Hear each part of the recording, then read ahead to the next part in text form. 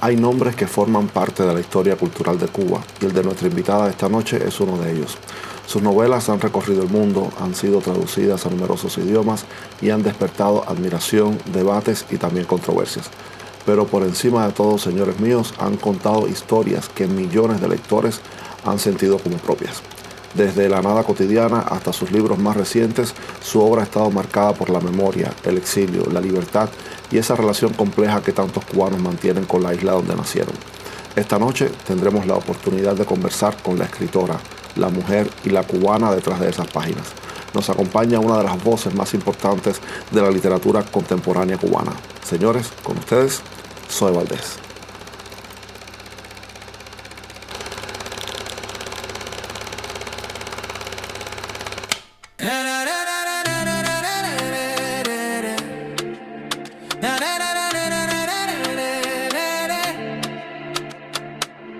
Las luces se encienden, la magia va a empezar. Historias guardadas que hoy van a hablar. Un viaje en el tiempo nos van a regalar.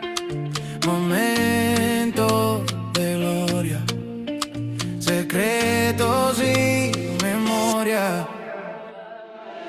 100% verdad, 100% pasión, 100% la vida en cada canción, 100% risa, 100% emoción.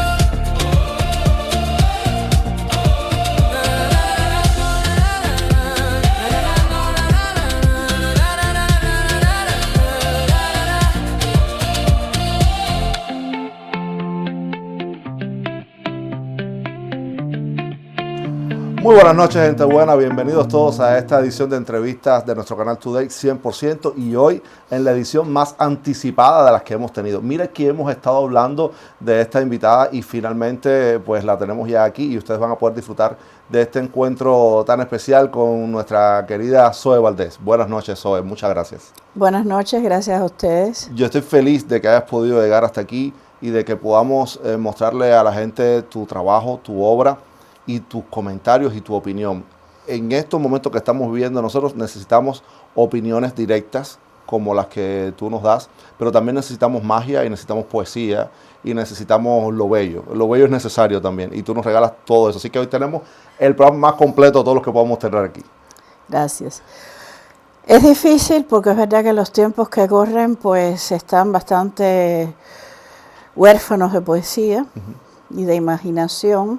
Fíjate que cuando un editor va a publicar un libro, la mayoría de las veces una novela o algo así, ni siquiera se detiene a pensar que hay algo de imaginativo en lo que tú estás queriendo contar, ¿no?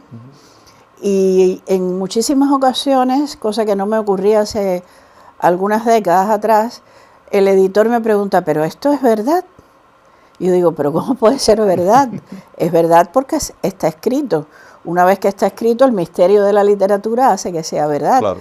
Pero desde luego que la imaginación es pura imaginación, puro misterio, y también una vez escrito, una vez leído, es verdad.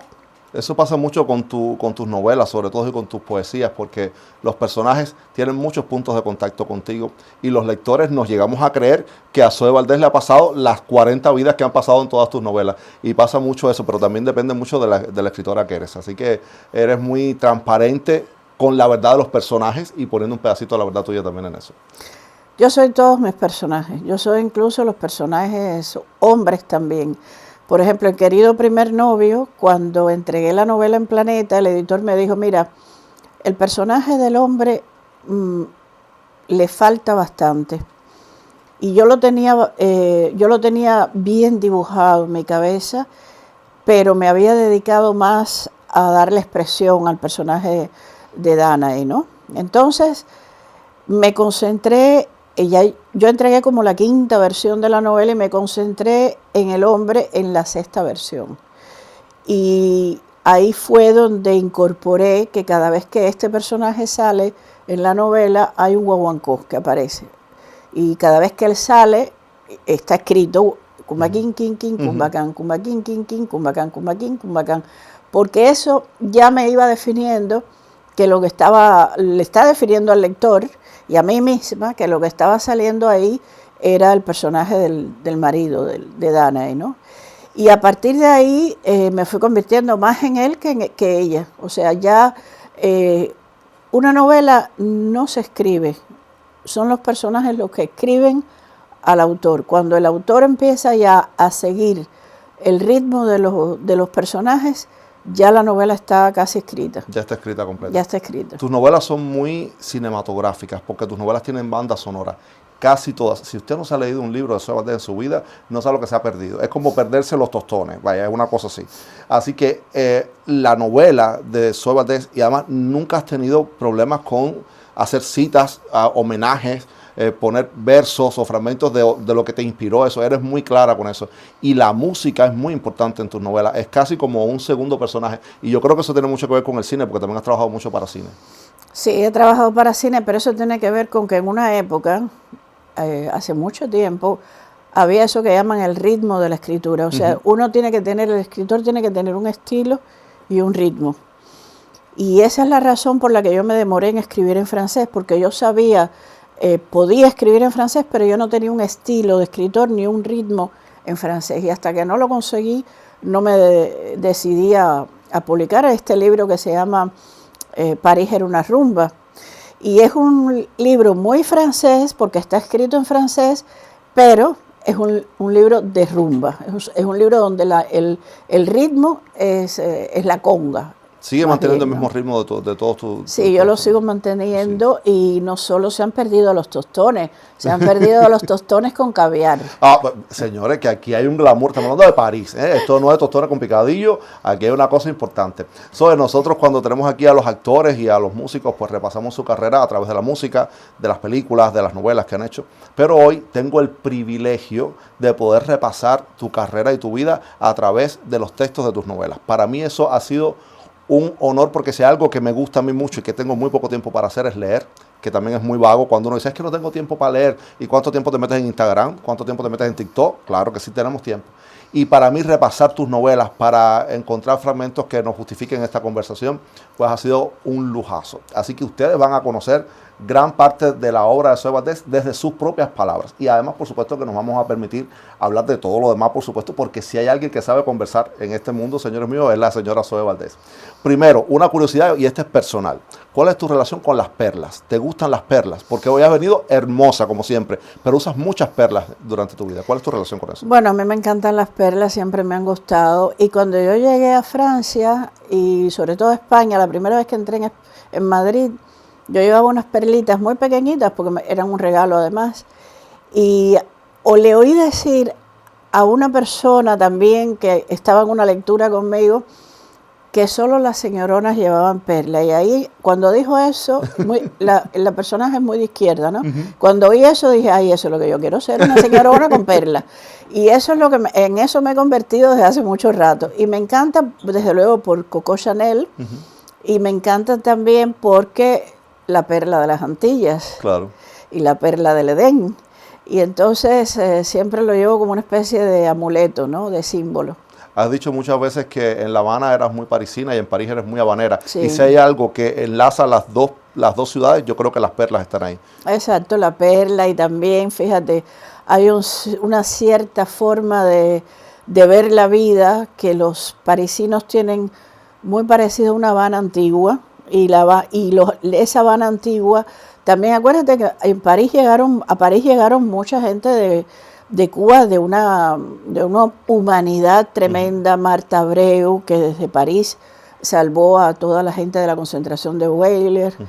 Ella enviaba dinero de París. Ana de Quesada, la viuda de Carlos Manuel de Céspedes.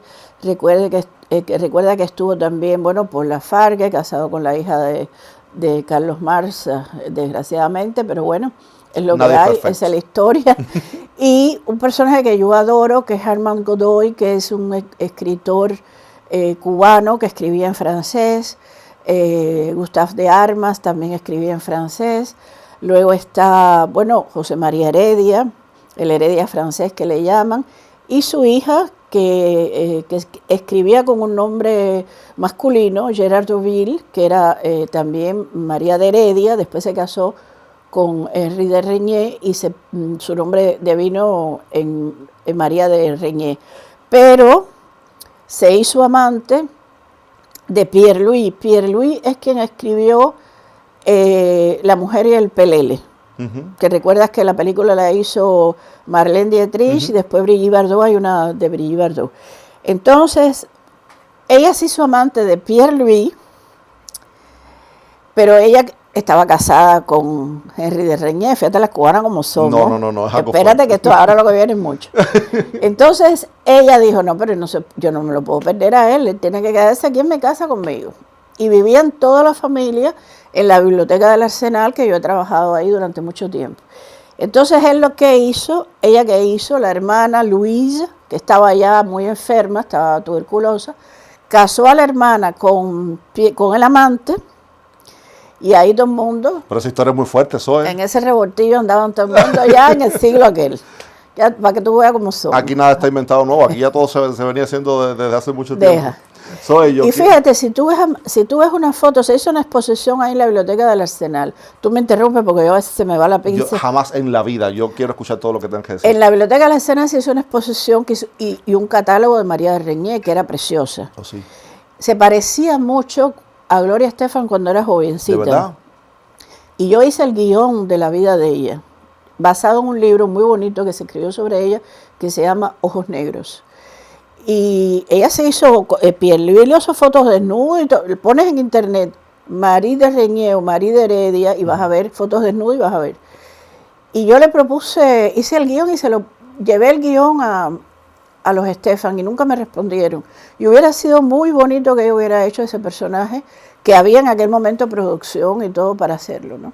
Mira qué interesante, pero ¿tienes el guión todavía ahí escondidito? Sí, el guión está ahí, nunca se hizo porque ellos estaban buscando un gran nombre para hacerlo y nunca se encontró. Y tú sabes que las producciones se hacen rápido o no se hacen. Sí. Pero estamos a tiempo todavía, en estos momentos se puede hacer las cosas muy fácil. Vamos a comenzar con algunos de tus fragmentos de libros y comentamos un poco y así la gente va descubriendo o redescubriendo si ya ustedes son lectores de Zoe Valdés. Mira esto. Vivíamos exiliados de nosotros, nuestras almas en destierro, el cuerpo respondiendo obediente al interrogatorio de las circunstancias. Porque para cada persona o cosa teníamos que tener un rostro, una respuesta. Preguntar no estaba permitido. ¿Cuándo tú te diste cuenta que Cuba era un problema preguntar? ¿Cuándo te diste cuenta de eso? Bueno, está en la nada cotidiana, o sea, yo creo que desde muy niña yo me di cuenta que era un problema preguntar porque recuerda que mi padre y mi madre se separaron y mi padre cae preso y ya con otra familia. Y entonces a nosotros, como no éramos la familia que vivíamos con él, no nos daban el permiso para ir a verlo a la cárcel. Y yo no le podía preguntar, yo sabía que había cosas, además mi madre me dijo, nunca digas en la escuela que tu padre está preso. Escribí un libro sobre eso que a la gente le gustó mucho porque es un libro, no quise hacer un libro dramático, sino una especie de comedia sobre eso, que es El pie de mi padre. Uh-huh. Y en El pie de mi padre, la maestra me pregunta, y ahí, por ejemplo, es uno de los ejemplos que te ponía al inicio. El editor pensaba que todo esto estaba inventado, le dije, todo eso al revés, todo eso fue sí, verdad. La maestra me preguntó, le preguntaba esa cosa, ¿y tu padre a qué se dedica? Y como mami me había dicho, no digas que tu padre está preso, nunca en la escuela ni nada, total, no vivimos con él, él no está en la casa. Uh-huh. Y yo no sé por qué a mí se me ocurrió decir, no, mi padre es astronauta. Vaya, ¿qué niño en Cuba se le ocurre eso? Entonces, sí. Entonces recuerdo que la maestra me dijo, pero él es ruso. Y yo inmediatamente dije, sí, es ruso. Entonces, a partir de ahí, yo vi que todo el mundo me empezó a respetar sin saber ni averiguar más nada. Claro. Pero claro, la maestra fue a averiguar a mi casa y se encontró con mi mamá ya a la entrada del solar donde vivíamos y le dijo, pero yo no sabía que usted estaba casada con un ruso. Y mi mamá dice que ella dijo, para adentro que habrá dicho esta chiquita en la escuela. Y después ya me cayó el 20 de mayo que tú conoces. Pero ya ahí, desde muy pequeña, yo sabía que había cosas que no se veían. Mi abuela me lo decía, no preguntes esto, no te destaques.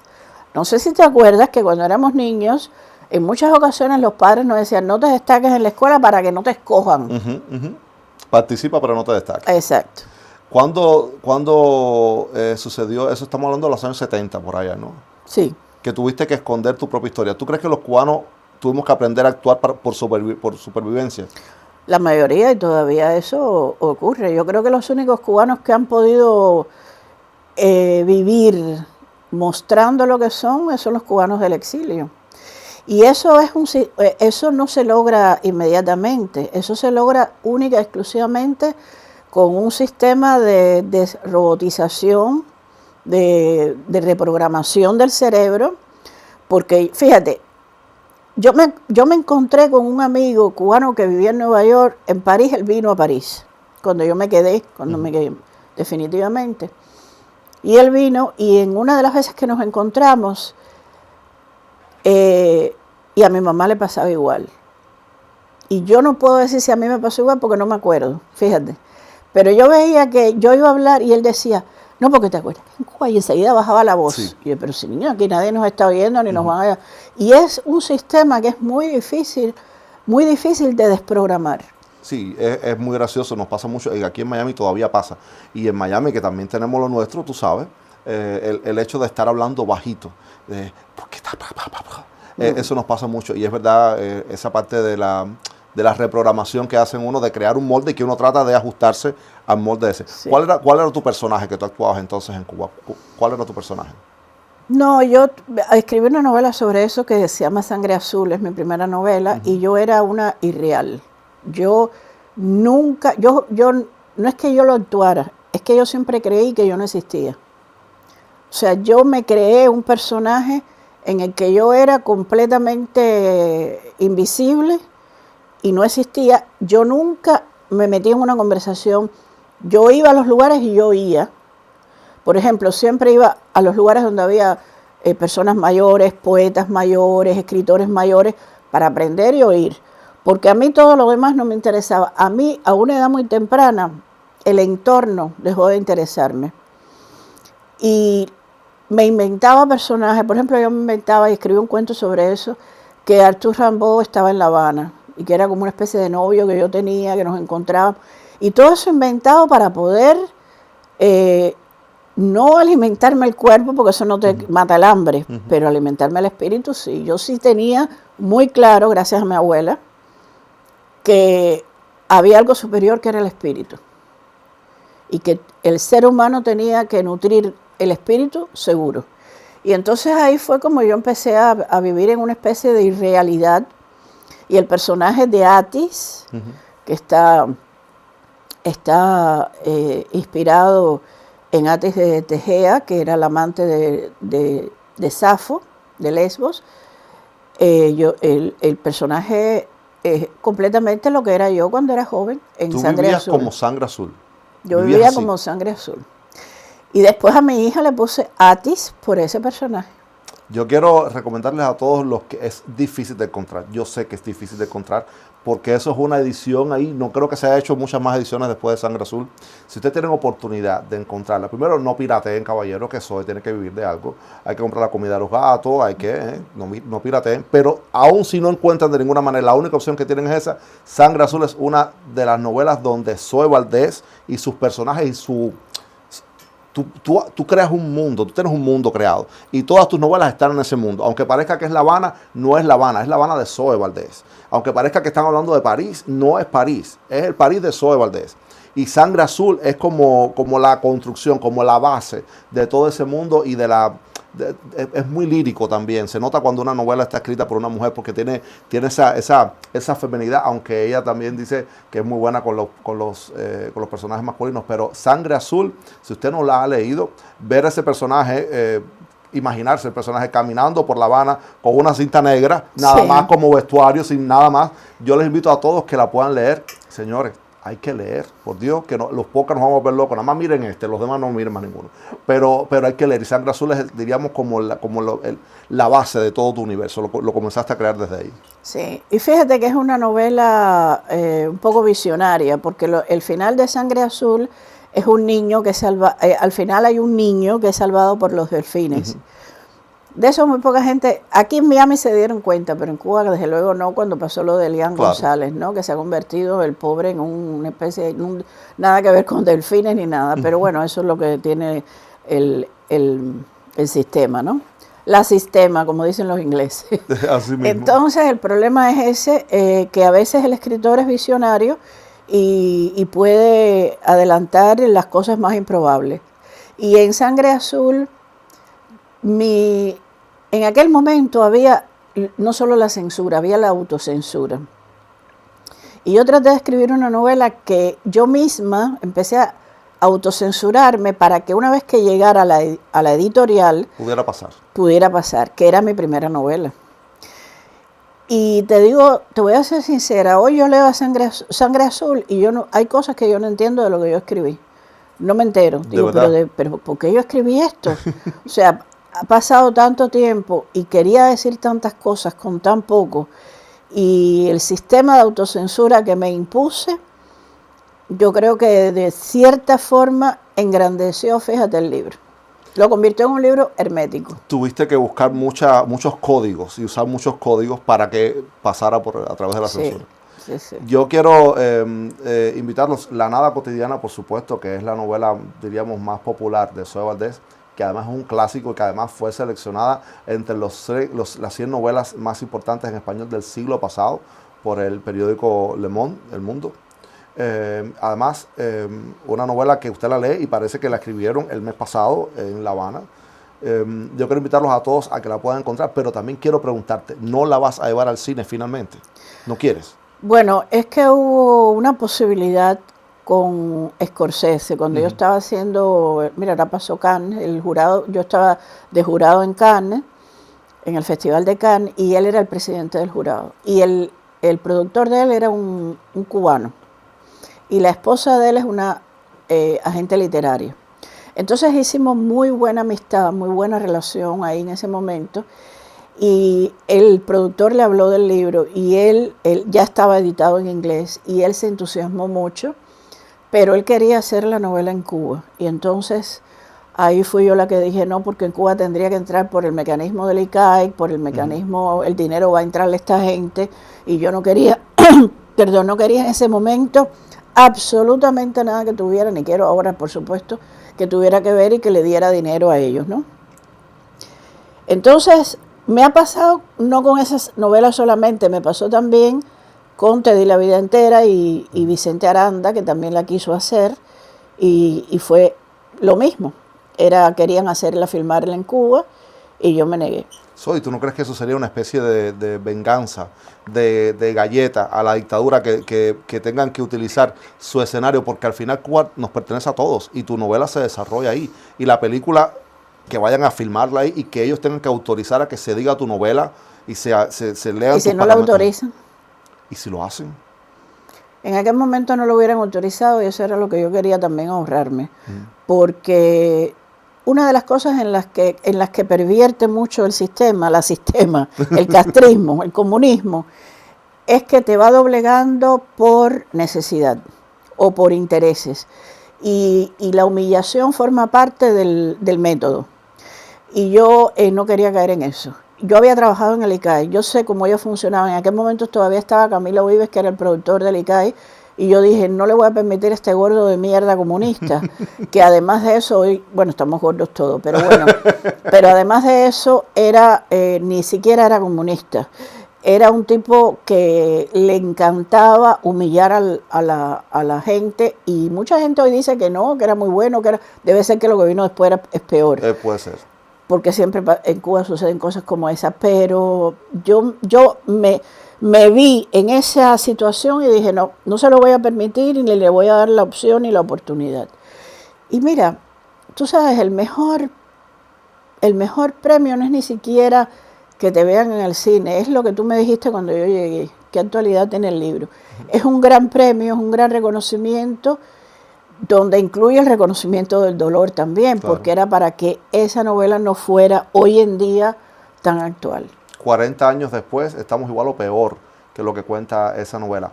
Y déjenme salvar y hacer siempre la acotación. Las novelas de Zoe Valdés sí tienen mucho de realidad, pero tienen mucho de lirismo. No sientan que ustedes van a leer algo que los va a volver a meter en la misma cosa en la que estamos viviendo. Es una manera de ver lo que se está viviendo ahora desde otra visión y con otra perspectiva. Yo los invito a todos a que lo puedan hacer. Hay un fragmento de los que nosotros hemos escogido para esta conversación contigo que yo no terminé de entender por completo y que quería compartirla contigo para que tú me enseñaras lo que tú tenías en tu mente cuando escribiste esto. Somos los monjes de una obediencia ciega, y como en la Inquisición, cargamos penosamente con cadáveres achicharrados. Nos doblega una jiba torturante y sangrienta. A la generación de los felices le pesa desgarradoramente en las espaldas demasiada gloria. Nunca podremos erguirnos totalmente por culpa de los fusilamientos. ¿Qué estaba pasando ahí? Hay mucho dolor en ese fragmento. Mucho dolor porque había pasado que habían ocurrido muchos fusilamientos en Cuba, los habían ocultado. El que buscaba sabía que eso había ocurrido, porque hoy llega gente y dice, yo no sabía que fusilaban a tanta gente. Bueno, porque no lo buscaste ni quisiste enterarte. Claro. Pero yo sí lo busqué, yo empecé a buscar muy, muy temprano desde allá, si era verdad que eso había ocurrido, porque acuérdate que eso no los escamotearon la información, eso no se sabía nada. Y además de eso, mientras yo iba buscando eso, iba encontrando el horror. Además, a un amigo de mi padre lo habían fusilado, un tipo que además había sido revolucionario.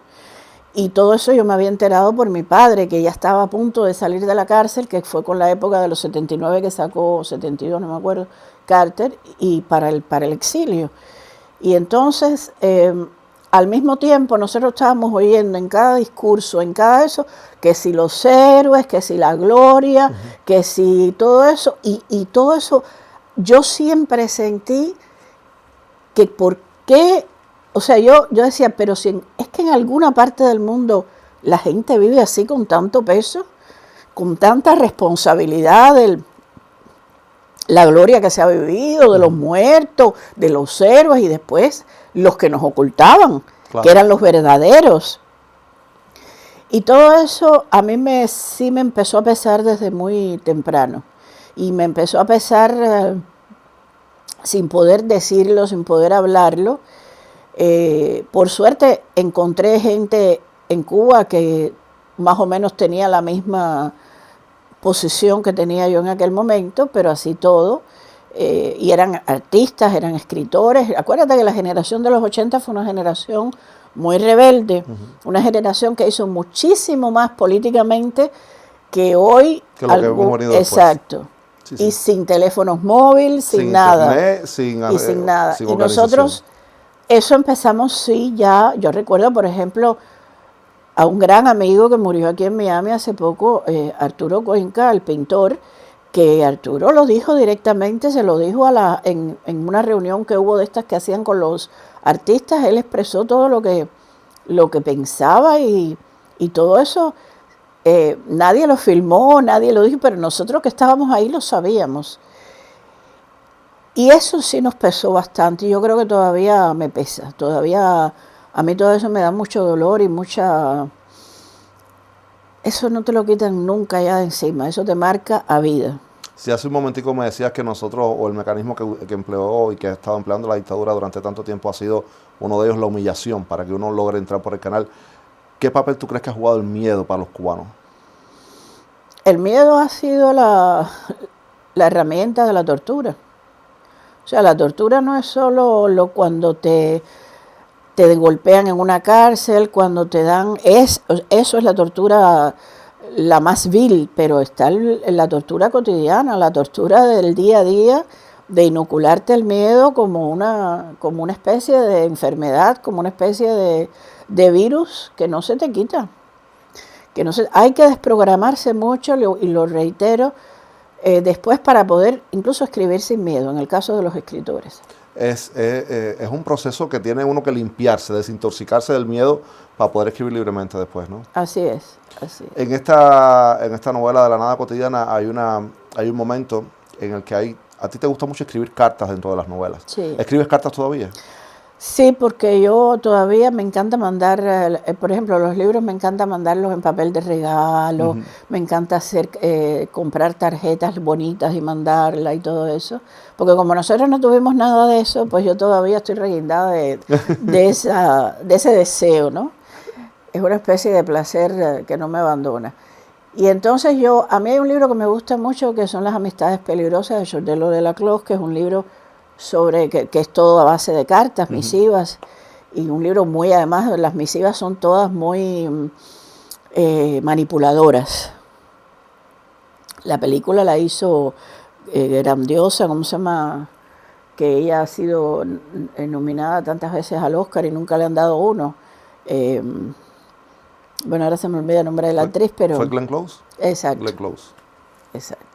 Y a mí me encanta ese libro y me encantan las cartas en los libros.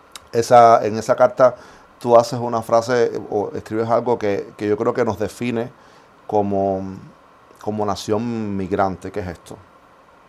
A pesar de que he llorado como una bestia salvaje y mis lagrimales están en sequía permanente, tu carta me sacó estertores del centro del pecho.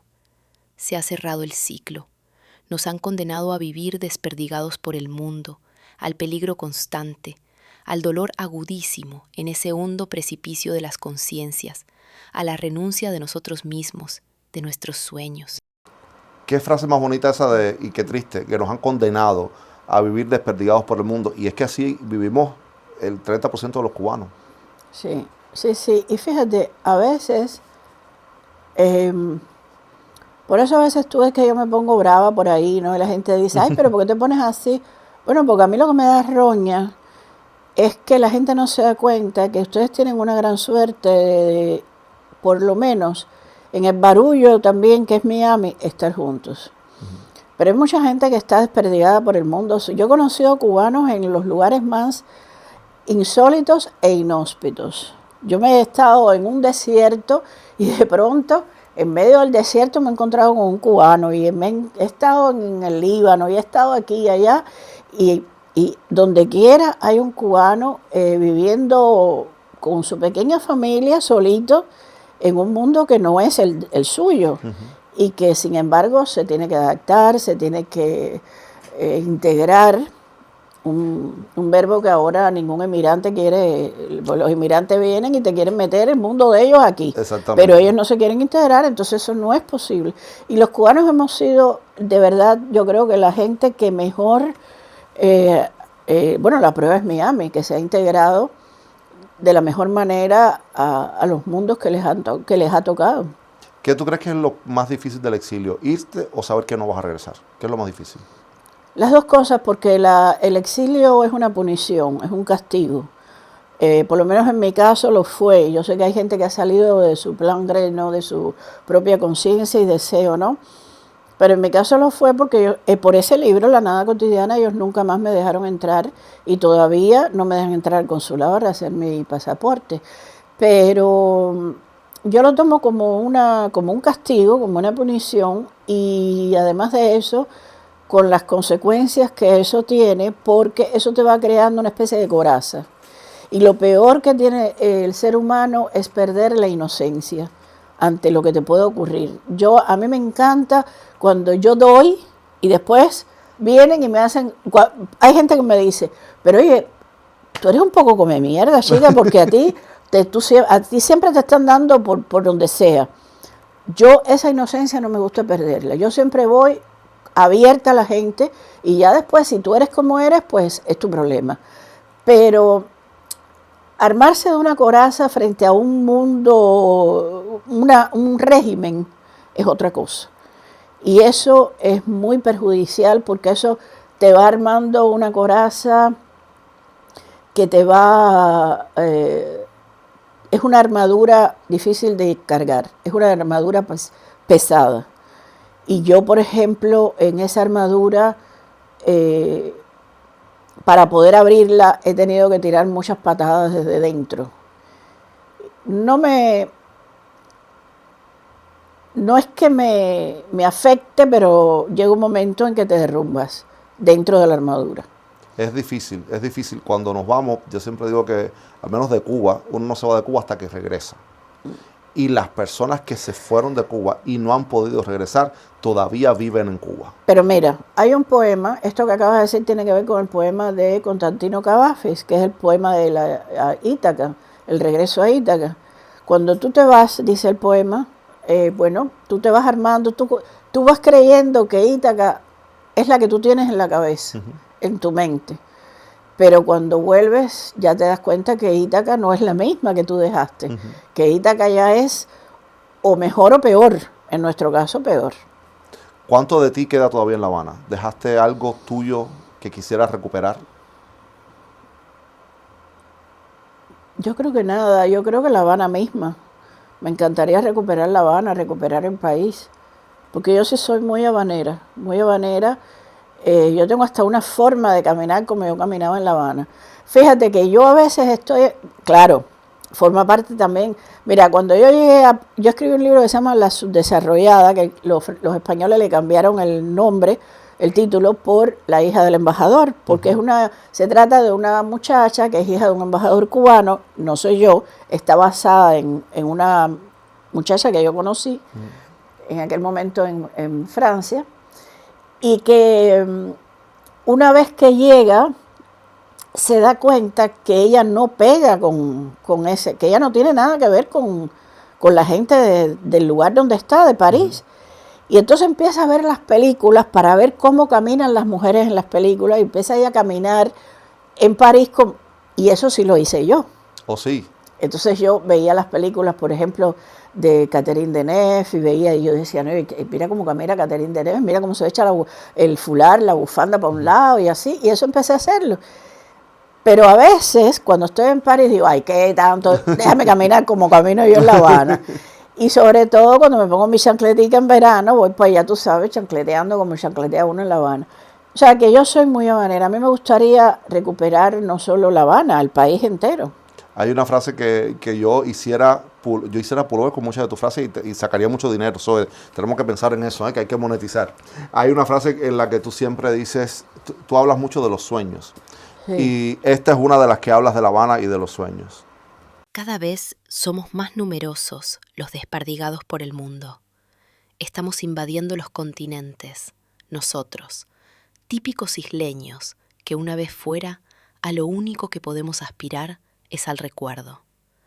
Aferrados al nombre de las calles, apostamos a una geografía del sueño. Dormir es regresar un poco. Esa frase de dormir es regresar un poco. Yo voy a hacer 4 o 5 pullovers, lo vendemos y después para poder comprar los libros de Zoe, que hay que monetizar por aquí. ¿Cómo se aparece La Habana en tus sueños? ¿Cómo tú la sueñas? Mira, es un sueño recurrente. Yo he hablado de esto en otras entrevistas. Yo tengo un sueño recurrente. ¿Tú te acuerdas cuando probablemente eras adolescente que soñabas que te ibas cayendo y de pronto te despertabas? Bien. Mi sueño recurrente es este. Yo voy por una calle del Marais de París, que es Charles V. Y cuando doblo en la Rue Beautreilly, que era donde yo vivía, ya no es la Rue Beautreilly, es una calle de La Habana. Pero no me acuerdo qué calle es. Y estoy soñando. Y en el sueño estoy tratando de acordarme qué calle es.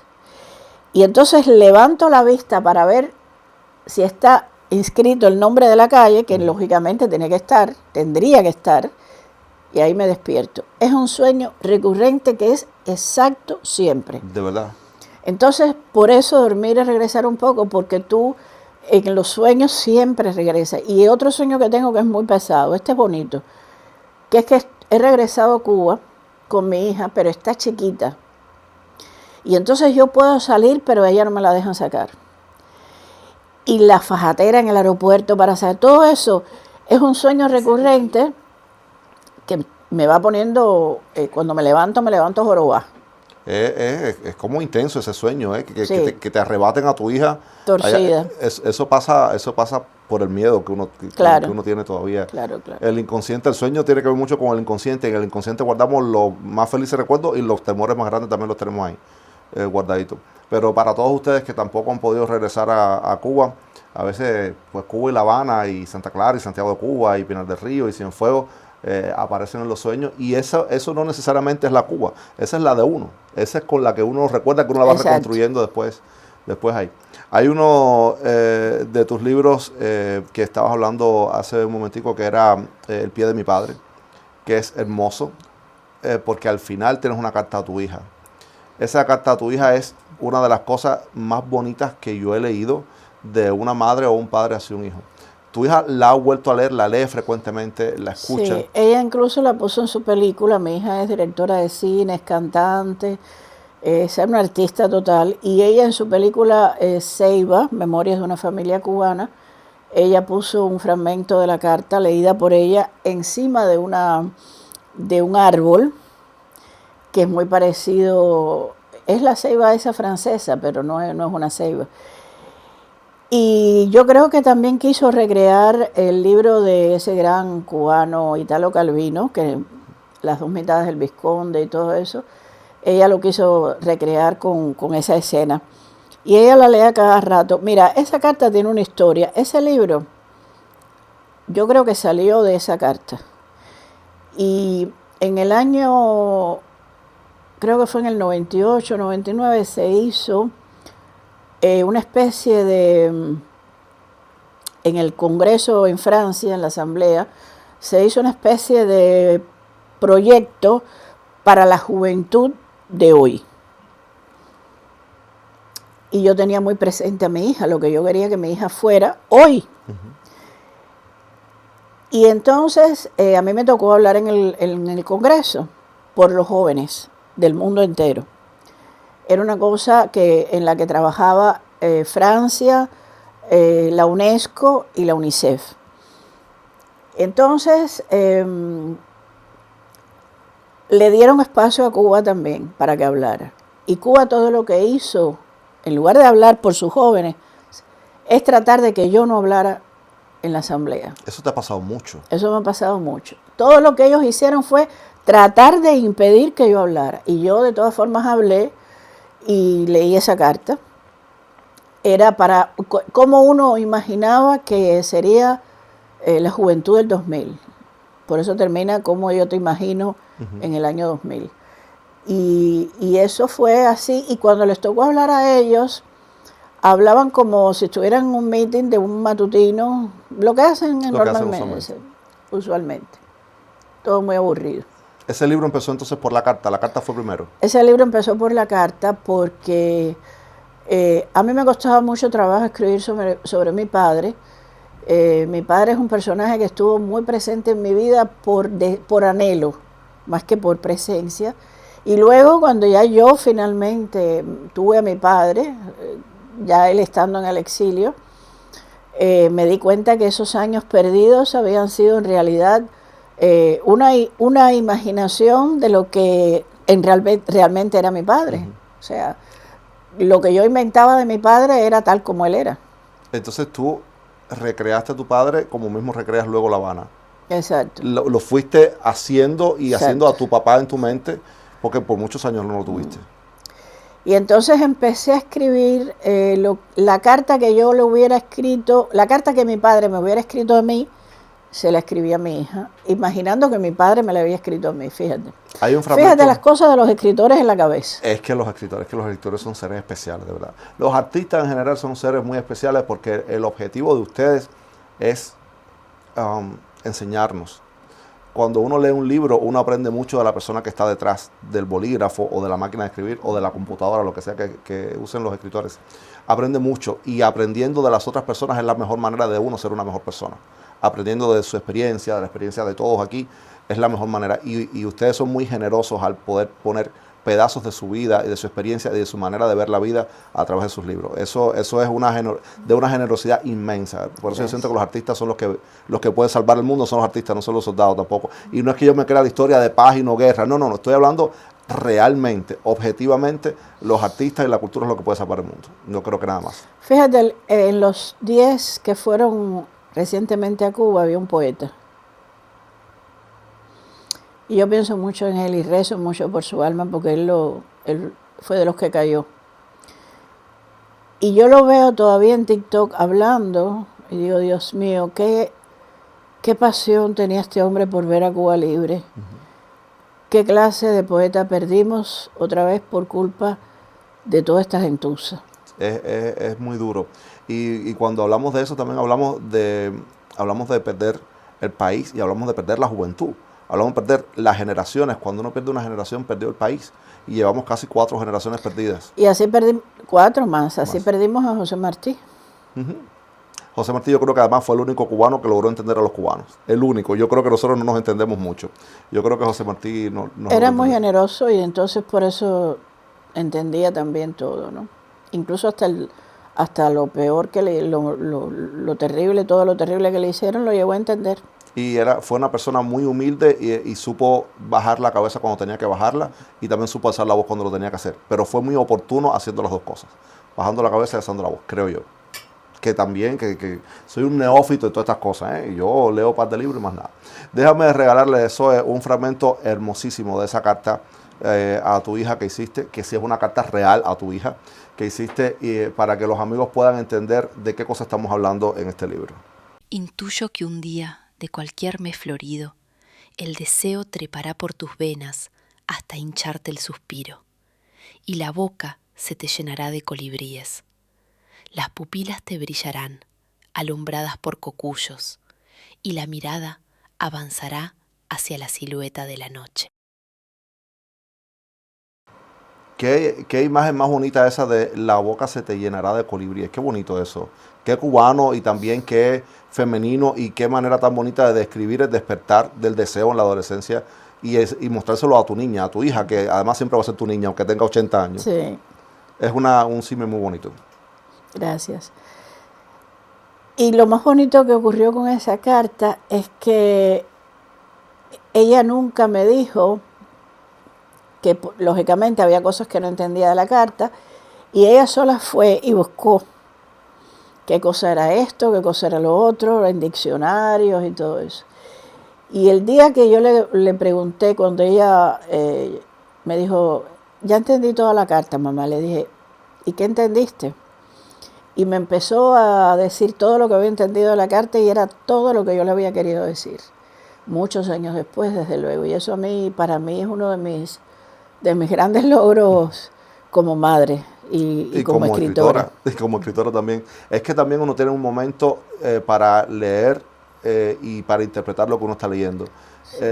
Yo tengo 2 libros que me han impresionado muchísimo en mi vida. Uno que nunca más he vuelto a leer y que no quiero volver a leer, que fue El Hobby. Lo leí cuando tenía 12 años. Y era el momento justo para leer eso. Si yo leo eso con 26 años, después ya no me iba a interesar.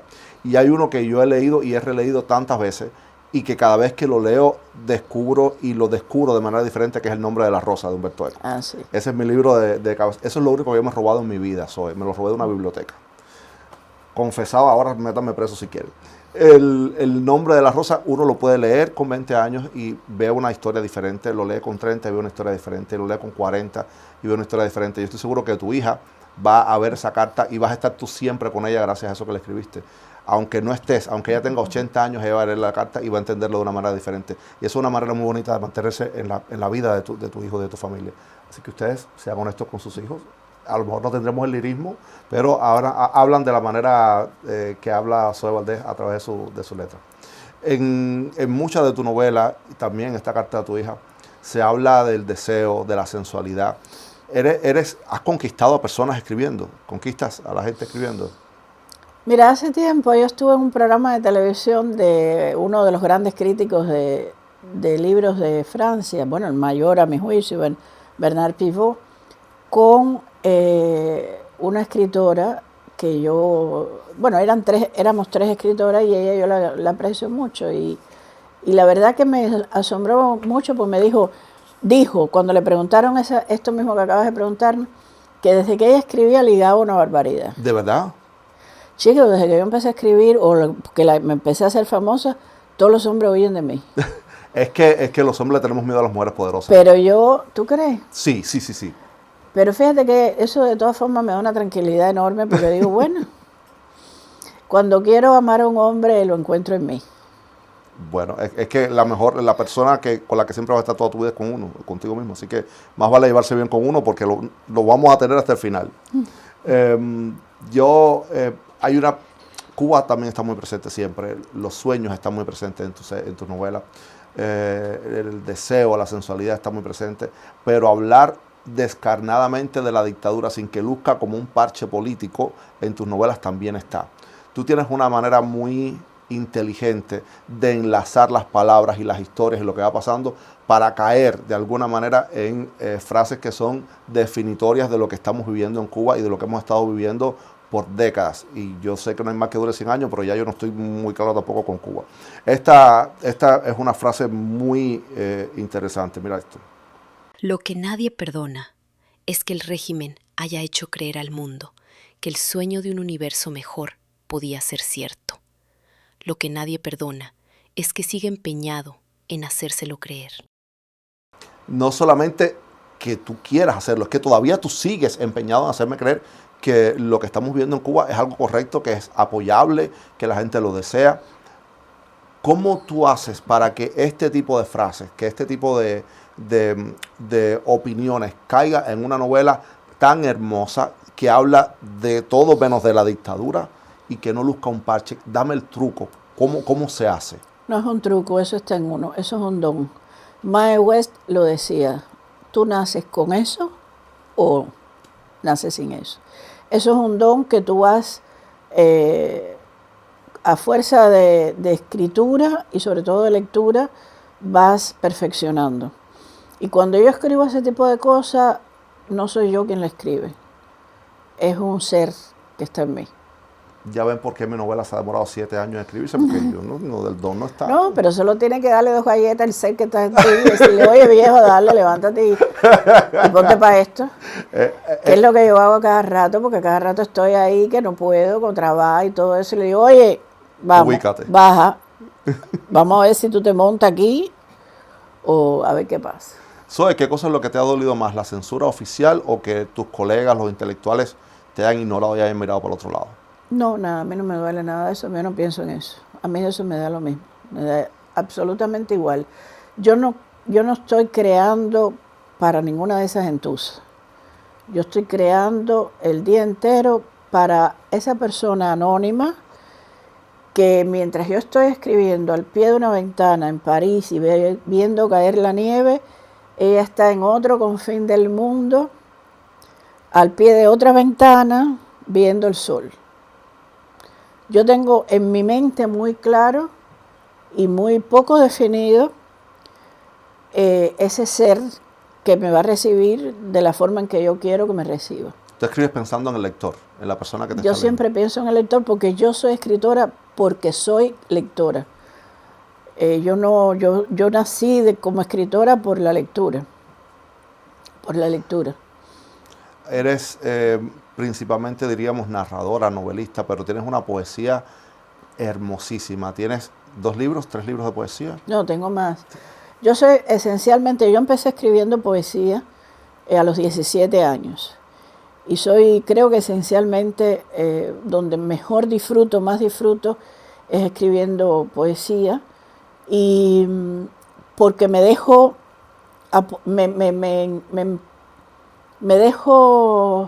poseer. Y luego la novela es algo que termino más rápido, que estoy más concentrada, que ya lo tengo todo más calculado. La poesía no la calculo tal como calculo una novela. Y ahora me gusta mucho más el ensayo. Ya con la edad, con la vejez, me he dedicado más al ensayo, porque quizás estoy leyendo más ensayos y porque quizás también encontré que hay una vía para el pensamiento que yo no la había abrazado porque no creía que tenía que ver conmigo. Y en definitiva todo tiene que ver con uno cuando uno quiere que tenga que ver con uno. Claro. Yo quiero recuperar un fragmento de una poesía de la que hablábamos hace un momentico, que para demostrar la importancia de los poetas, de los artistas en nuestra vida y en nuestra sociedad. Zoe Valdés ha declarado muchas veces que no es feminista de las modernas, pero no hay una persona y no hay una poesía que defienda tanto lo que significa ser mujer como esta de la que sacamos este fragmento. Yo, la peor de lo peor, cuando termine el día y dejo de parecer hombre, también, como un hombre, necesito que me acaricien la cabeza. En esta poesía tú cuentas todo lo que haces durante el día, además de una manera muy bonita. Y al final dices esa frase que yo creo que resume lo que es una mujer de las de hoy. No la mujer de los años 1800, la mujer de hoy. Y es exactamente eso. Muchas de ustedes son lo que nosotros suponemos que son los hombres. Porque sabes que hay roles que asignamos. Y es una manera muy bonita de decir, yo soy tan hombre que soy la mejor mujer de todas. Aunque te vean como la peor. Sí. No, y además de eso, fíjate, ese poema sí, lo que pasa es que no está completo, claro, pero te agradezco mucho que hayas puesto ese fragmento, porque no hay poema, mira cómo termina, pero no hay poema más femenino que ese poema. Espérate, porque aquí tenemos, por los que no han visto, aquí tengo no sé cuántos libros de Zoe Valdés y ese poema está ahí. Pertenece a Cuerdas para el Lince, y si hay que buscarlo, pues lo buscamos ahora mismo. Es un poema, vamos a buscarlo. Y es el poema más, yo creo que es de los poemas más femeninos, y los subrayos femeninos que tengo escrito. Era cuando a mí me daba, mira, Cuerdas para el Lince es un libro en los que yo todavía quería ser como José Lezama Lima, quería escribir como José Lezama Lima y quería ser hermética y todo eso. Todos queríamos escribir como José Lezama Lima, todos. Y quería entonces ahí... yo tengo aquí ese tipo de poemas. Pero tengo la poesía, soy muy mal declamador, pero soy bueno leyendo. No soy este ser que soy, he visto un rostro en las losas del piso y he lanzado neuronas y sangre para fijarlo. Los tipos escapan de mí. Creo que será tarde para el hijo o la madrugada. Recurro a las pastillas o al suicidio, con el donaire más vulgar que ha existido. Yo sé que la muerte me hará famosa. Odio ese emblema. A mí me llegan como a reverenciar a una destronada emperatriz, sequísima, a observar la baba del llanto que niego a colgarme del ojo. No quiero hablar del futuro ni aceptar regalitos tibios. Estoy sola y empato cables, destupo cañerías, desarmo el video para descubrir en qué lugar se trabó la cinta. Pinto encima en la humedad de mis paredes una muñecona sonriente. Mi retrato, le temo a ladrones y asesinos, martilleo puertas, duermo con luces permanentes. Estuve tanto tiempo sin música, los discos son una farsa del recuerdo. Pego con saliva derrumbes y cristales. Armo la antena en la azotea, detengo ciclones, perdí las uñas largas, tengo frío siempre por la noche, tuve frío. No soy este ser que soy, cuando busco a un hombre, lo encuentro en mí, me lo decías. Me masturbo hasta altas horas solo para agilizar las drogas. No empecé con el alcohol porque no quiero parecerme a ninguna escritora. Coso y descoso abrigos para no olvidarme del invierno. Pienso en bosques y travestis y ensayo los quejidos. Clausuré a los psicólogos y al mar. He claveteado mi nariz, pero me palpita la boca. También, de paso, levanto muros y solo he sonreído cuando me entregaron los ladrillos. Pude bailar, enternecerme, cantar a oscuras, renunciar a las brujas, no a la fe. No soy este ser que soy y la peor de todas. Cuando termine el día y dejo de parecer hombre, también como un hombre necesito que me acaricien la cabeza. Si yo te cuento de dónde salió ese poema. Cuéntame. Ahora mismo nos tiramos los dos aquí arrastrados. Cuéntame. Era una época que yo estaba pasando por un mal momento en Cuba. Había perdido un trabajo de mierda que me habían dado, disculpa que es la palabra, pero no hay otra para definirlo. Y empecé a hacer trabajitos estos de pintar paredes, de estupir cañería, ese tipo de cosas. ¿De verdad fue así? Sí, así fue. Eso es cierto. Eso es cierto. Entonces, cada vez que yo llegaba con la pinta que yo tenía en aquel momento, que tuve ahí a Gretel sentada, yo estaba más o menos como Gretel, no, yo estaba que era la mitad de Gretel, muy flaca. Entonces, cada vez que yo llegaba, que yo podía, porque me decían, no, mira que hay uno ahí que se le tupió una cañería, y yo iba para allá y me decía, ¡tú! No me daban el trabajo. Entonces yo tenía un primo que había estado en el servicio militar y le dije, me vas a tener que prestar el uniforme. Entonces yo me corté el pelo, me puse el eso de servicio militar y llegaba a los lugares y decía, con esta voz que tú ves aquí, oye, ¿hay algún trabajo? Sí, píntame la pared esta. Y así era como yo empecé a ganarme algún dinerito en una Habana donde yo estaba, que la canina que había en aquella época no había, y era bastante joven. Nos pusimos una amiga y yo también a hacer zapatos para venderlas en aquellos zapatos artesanales. Uh-huh. Y todo eso porque yo no quería depender de mi madre. Mi madre ganaba muy poco, 138 pesos que se le iban en nada. Y empezamos a hacer trabajitos así. Y de ahí sale ese poema. De la cosa más vulgar, más burda, más rastrera que te puedes imaginar. Que yo llegaba a mi casa, por eso perdí las uñas largas, porque yo llegaba a mi casa y eran unos ñongos que tenía en las manos, porque de meter las manos en las cañerías, de meter todo eso, que además eran trabajos que solo hacían los hombres, que vaya, ya cuando les quedaba lo último. Uh-huh. Y yo también me negaba a entrar en el sistema. Era una época en que yo no quería entrar en el sistema y yo prefería desbaratarme la vida a entrar a aceptar órdenes. No quería tener jefe, yo quería ser la jefa mía. Y entonces así fue hasta que me denunciaron, fue muy cómico, me denunciaron porque llegué haciendo un chiste de manera humorística con el mismo disfraz a una fiesta. Vestida de verde olivo. Exacto. Y entonces me denunciaron y ahí se acabó todo. Pero salió ese poema que yo creo que es un buen poema. Entonces yo creo que ves como a veces los poetas se sacrifican de una manera muy rara y uno no se da cuenta. Yo no me daba cuenta en aquel momento que estaba sacrificando nada. Es que eso es una historia de película. Hay muchas novelas que cuentan la historia de la mujer que tuvo que convertirse o disfrazarse de hombre para poder lograr lo que fuera. Y tú lo hiciste el otro día, porque eso pasó el otro día. No, yo tenía una cómplice que era, oye esto, la vecina mía, que cuando ella llamaba por teléfono, oye, ¿tú necesitas todavía que me dijiste el otro día? Porque tengo aquí un 7 pesos. que el pobre está necesitado. Y ya yo iba y me decía, ni hable, porque se te nota mucho que eres loca. Y entonces yo tenía que llegar y ni hablar, y yo me ponía... Entonces, esas cosas que solo pasan, yo creo que eso solo pasa en Cuba.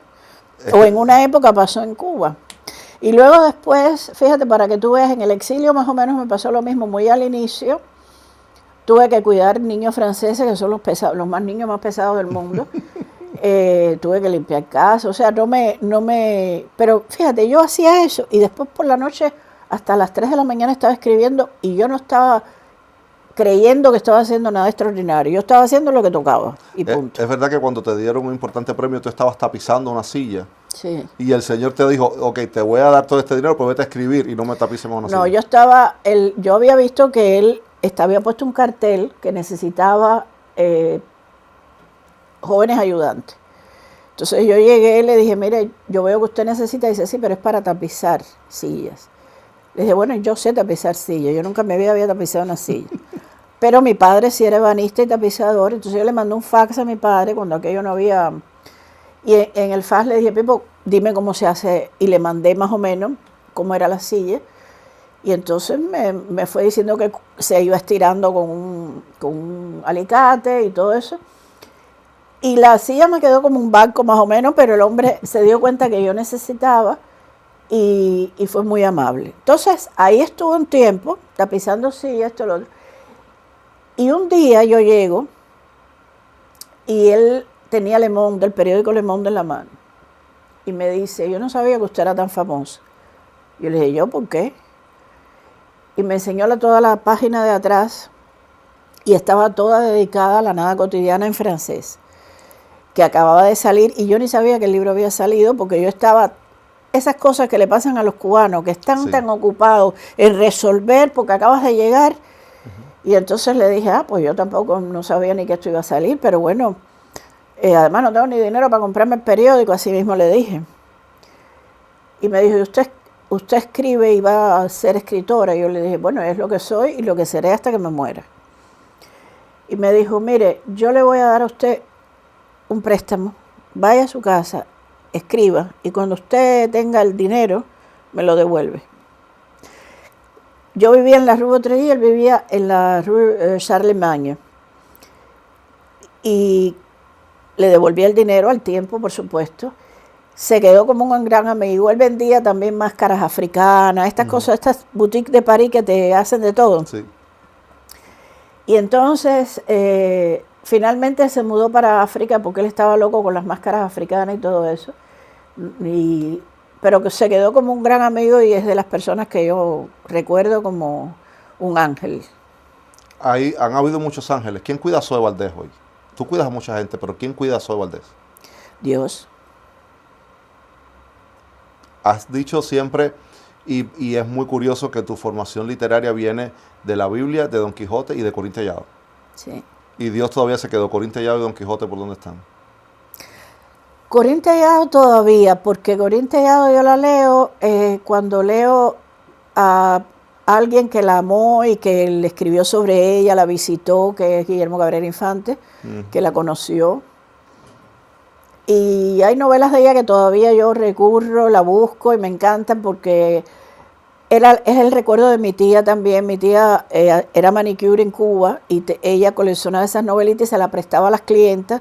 Y así fue como yo conocí a Corín Tellado. Entonces, por el recuerdo de mi tía, en mi casa éramos eran tres mujeres, mi mamá, mi abuela, mi mamá y mi tía. Y de ahí viene la fascinación. Y yo era el hombre de la casa. Y mi primo. Pero mi primo tenía su detalle desde niño. Y entonces el hombre en realidad era yo. Y el hombre era yo por necesidad, no porque yo tuviera nada que ver con que yo quería ser hombre, nada de eso. Yo siempre he sido muy mujer, pero también muy hombre cuando se ha necesitado. Entonces, la verdad es que el Quijote está ahí. El Quijote es mi madre, porque cuando yo tenía como 12 años, mi madre estaba leyendo un libro que no tenía tapas, y ella todo el tiempo iba con ese libro para todas partes, y tenía así unas ilustraciones muy lindas. Y cuando lo terminó, lo tiró ahí arriba de la cama y me dijo: cuando te leas ese libro ya no hay que leer otro libro en el mundo, y era el Quijote. Y las ilustraciones eran las de Gustave Doré. Ah, claro. Y ahí empezó mi amor por el Quijote, que lo leí muy temprano quizás para lo que yo hubiera podido. Mi madre, el personaje del Quijote no le gustaba, a ella le gustaba Dulcinea y Sancho. Mira tú. Ella al Quijote le decía que se le parecía a Fidel Castro. Tú sabes que no eres la primera persona que me dice lo mismo. Desde la secundaria había una profesora que decía lo mismo.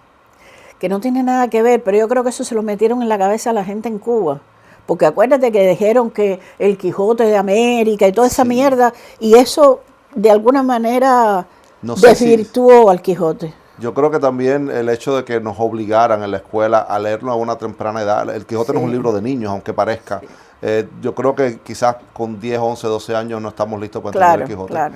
Y yo creo que por eso fue la guerra contra el Quijote que nosotros tuvimos. Pero a mi madre le encantaba el Quijote, y después, claro, la Biblia, porque yo sí, católica, con mi abuela desde niña íbamos a la iglesia. Nos apedrearon bastante saliendo de la iglesia de la Merced y del Espíritu Santo.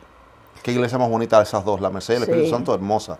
La iglesia del Espíritu Santo, para los que no sepan, es la iglesia más vieja que tenemos en la capital cubana, anterior a la catedral, y es una copia de la iglesia parroquial mayor que estaba donde estaba hoy el Palacio de los Capitanes Generales. Si usted está en La Habana y tiene la bendición de estar en La Habana, bueno, ya no sé a esta altura si es bendición o no, váyase por la iglesia del Espíritu Santo ahí en la calle Cuba, que es la calle de las iglesias de La Habana Vieja. Sí. Y la iglesia de la Merced es una belleza. Está la iglesia de San Francisco también más arriba. También, que era donde estaba antes la Academia de Ciencias.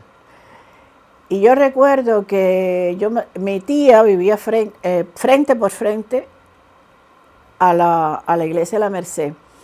Y mi primo y yo salíamos en los patines aquellos soviéticos, ¿te acuerdas? Que eran como ruedas cuadradas. Sí. Salíamos patinando, que eran unos patines pesadísimos. Yo aprendí a bajar las escaleras y todo con aquello. ¿De verdad? Prácata, cruzábamos la calle y entrábamos por toda la iglesia patinando. Pasábamos por al lado de Santa Flora, así, ¿te acuerdas de Santa Flora? Sí, cómo no. Con la puñalada aquí en el cuello. Pasábamos por eso, pasábamos por el altar mayor patinando y salíamos de nuevo, volvíamos. Y después para la casita de Martí. La casita de Martí, que además es un lugar muy... tiene una energía diferente ese lugar. No es un museo, no es una casa, no. Es una cosa ahí extraña. Yo siempre cuento aquí de la casita de Martí, que cuando yo era niño yo veía la casita de Martí en la televisión y yo quería saber qué decía la estrella que estaba puesta afuera de la casa de Martí, ahí entre las dos ventanas de arriba. Y un día yo dije a mi abuela, llévame, yo quiero leer qué es lo que decía la estrella, que es de los tabaqueros a Calle Hueso al pueblo cubano, no sé qué más.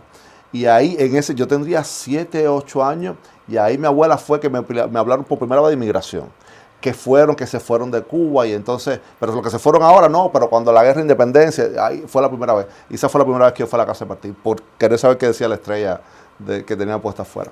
Te hablaba hace un momentico de que tus novelas tienen mucha música, y gracias a una de tus novelas yo conocí y escuché por primera vez una canción que forma parte de mi banda sonora de juventud, adolescencia tardía, juventud. Y tiene que ver con esta frase. Menos mal que siempre habrá una canción que nos perdona la vida. ¿Qué quiso decir Serge Gainsbourg con ese yo tampoco? Todavía yo no he entendido qué quiso decir con el yo tampoco, pero qué canción más hermosa. Sí. Qué canción tan diferente. Esto forma parte de Querido Primer Novio, que desde el título de esa novela es una trampa. Desde el título es una trampa. Y no voy a develar la trampa para que ustedes la busquen y la lean. Cuenta, básicamente, utiliza como pretexto una escuela del campo para contar un universo de amor, deseo y descubrimiento, diría yo, en la adolescencia. Es una novela muy, muy bonita. Sí. Y les digo, desde el título hay una trampa ahí. ¿Sabes qué quiso decir con yo tampoco? Mira, no sé y no ya ni siquiera lo busco, pero es verdad que me intrigó durante mucho tiempo. Je t'aime moi non plus. Yo te amo, yo tampoco. Uh-huh. Es una frase retórica que en francés es muy usada, sí. Y él la usó muy poéticamente en esta canción. Por esa canción él estuvo preso, porque es una canción muy erótica. Uh-huh. Cuando estuvo preso 9 días, no tampoco demasiado. Pero bueno, 9 días preso para alguien en Francia que escribió una canción es ya muchísimo, ¿no? Porque la primera que la cantó fue Brigitte Bardot, que había sido su amante, y después la cantó con Jane Birkin, y Jane Birkin sí le dio en aquel momento, yo creo que es la forma más erótica que yo he oído en una canción, más sensual, y están los quejidos, desde luego, del orgasmo, del acto amoroso, y eso provocó una especie de escandalosismo en la sociedad francesa, y él fue condenado.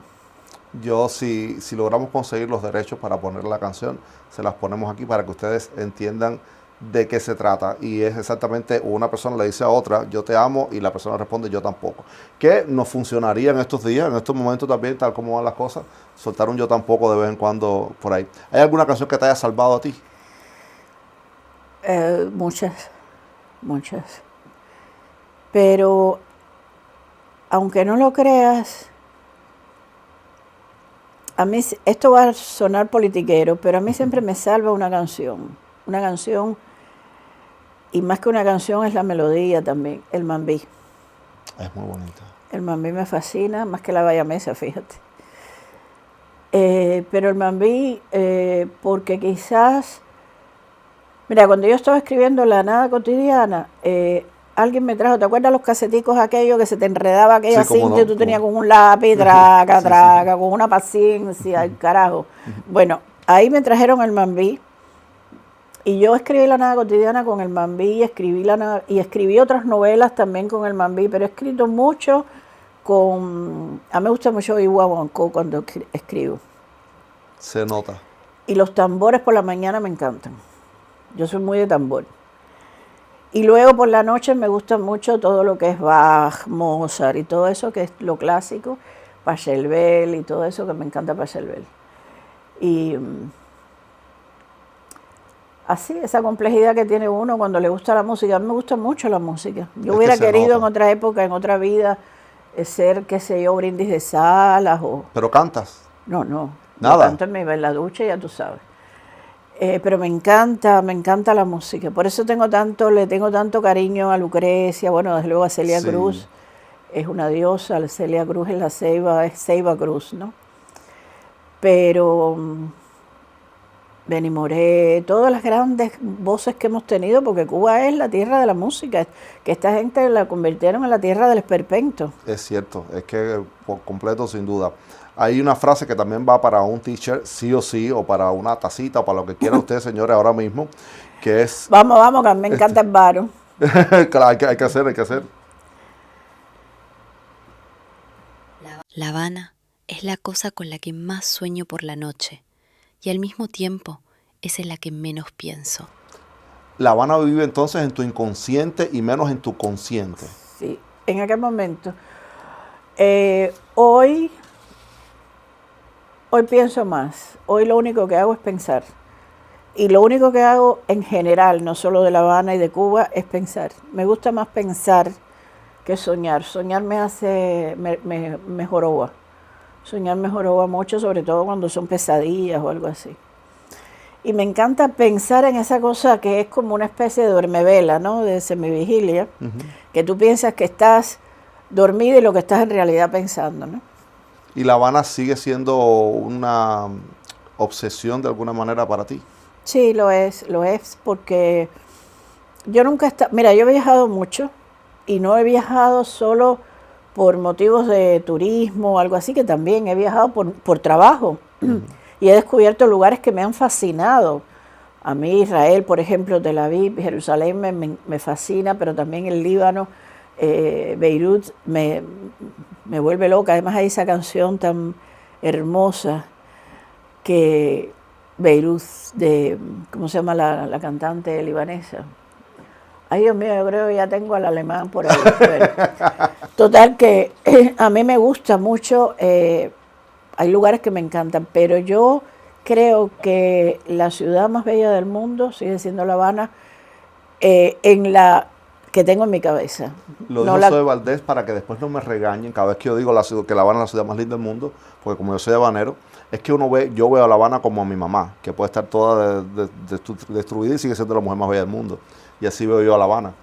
Y ya ven, si lo dice Zoe Valdés, ahora cómansela a ella y a mí no me digan cosas feas. Ay, a mí ya que me coman, sí, total. Si ya me han querido comerme tantas veces, que ya me da igual. Es que uno regresa a La Habana siempre, en los sueños, con la comida, con la música, como te pasa. Escribiendo. Pero hay una frase, otra más, que va para otra tacita, $19.99, pronto entienda, $19.99, que habla de la fórmula millonaria para hacernos ricos cuando Cuba sea libre. A ver si tú te acuerdas de que tú escribiste esto.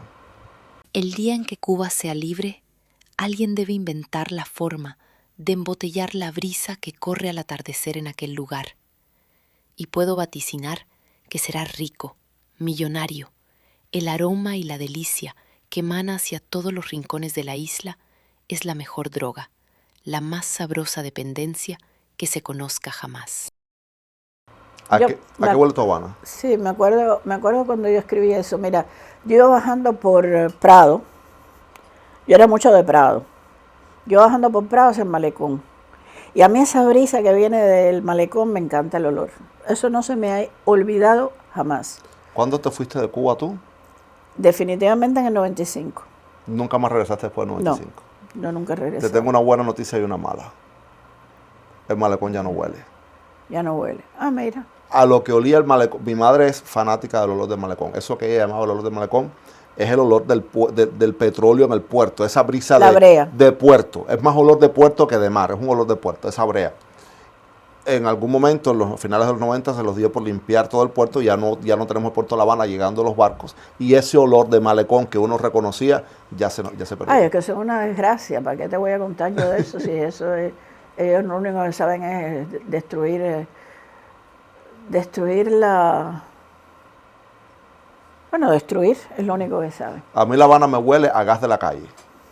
Es a lo que cuando yo era niño, que íbamos a La Habana, yo soy de San Miguel del Padrón, lo que me huele es a gas de la calle, al olor ese del gas de la calle, que yo no sabía que era gas de la calle.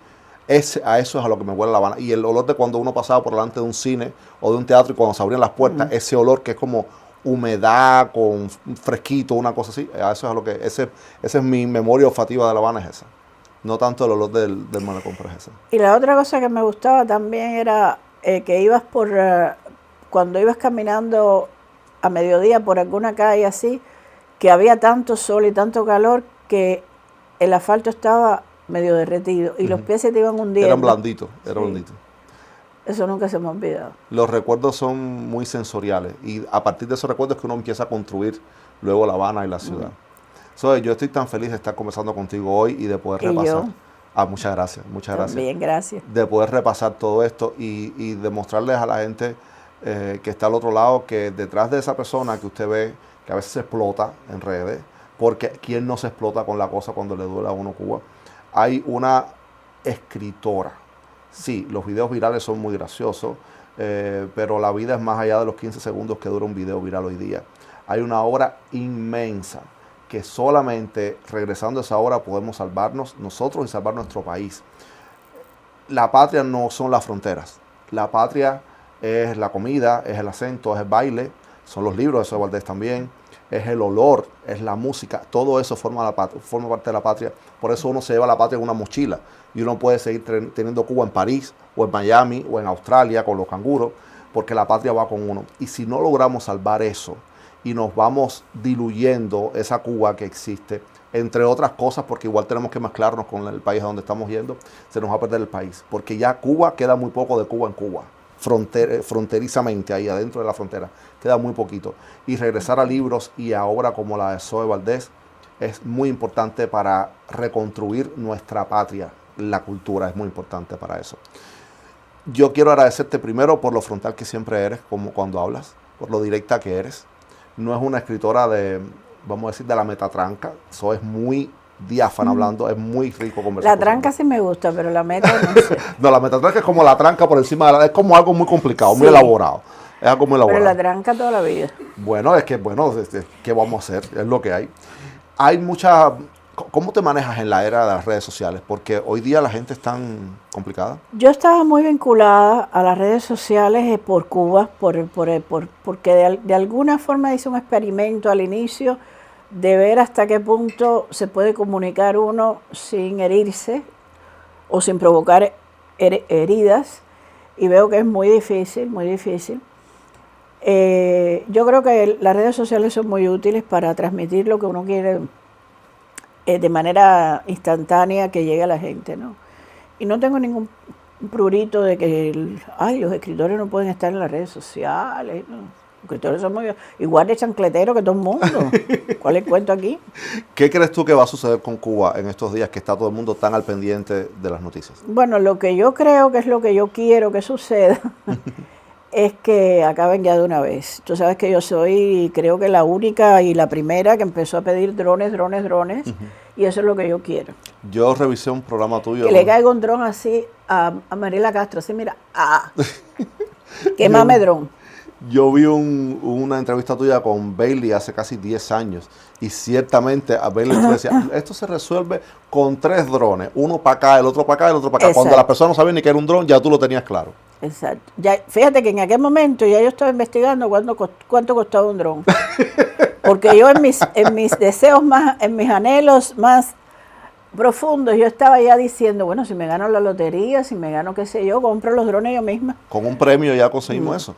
Vendiendo las tazas lo conseguimos. Exacto. Con esa frase y las tazas. Hombre, espero que Trump nos ahorre esa historia, ¿no? ¿Tú crees que pueda pasar? ¿Tú crees que este es el momento? Bueno, yo creo que el moño está puesto para eso, pero yo le digo el moño a Trump, pero yo creo que Cuba lo necesita, que Cuba necesita una ayuda, y esa ayuda solo puede venir de aquí. ¿Tú no crees que haya ninguna otra solución que no sea los drones? Es que ya se han intentado otras soluciones, porque la gente va siempre con que si el pacifismo, la paz, y con esta gente, lo dije en La Razón hace unos días, en una entrevista que me hizo el periódico español, esta gente entraron matando y se quieren ir matando, porque esta gente son criminales, asesinas, delincuentes.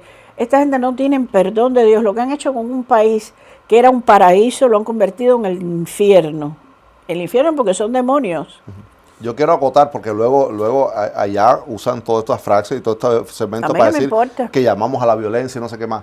Las personas que llaman o que aceptan o que aprueban o que coquetean con la violencia son las personas que cierran cualquier vía pacífica. Más violento que ellos no hay. La dictadura no ha dejado un ápice de vía pacífica para las personas que pensamos diferente a ellos. No existe una solución para ellos. Es o te quedas con esto o bueno, sácame de aquí a coñazo. Entonces, cuando lo saquen a coñazo, después no lloren. Así que cuando alguien quiera decir y sacar esto de contexto, también pongan esta otra frase en la que estamos acotando por qué la solución militar es la que la mayoría de las personas vemos como la única solución posible para que la gente, no es ni siquiera ni para cambiar el régimen, no es ni siquiera para que la gente viva, porque los cubanos tienen que vivir y es muy doloroso lo que están pasando ahora.